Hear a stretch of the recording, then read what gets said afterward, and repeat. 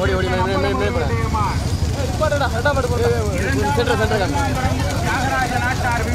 ஓடி ஓடி ஓடி மூன்றாவதாக மருதங்குடி விஸ்வா திருப்புரணிக்காடு வள்ளியம்மன். நான்காவதாக கொன்னக்காடு சந்தோஷ் பிரியன் தமிழ் நீதி. முதலாவதாக K Pudupatti K A Ambal. நம்பலம்.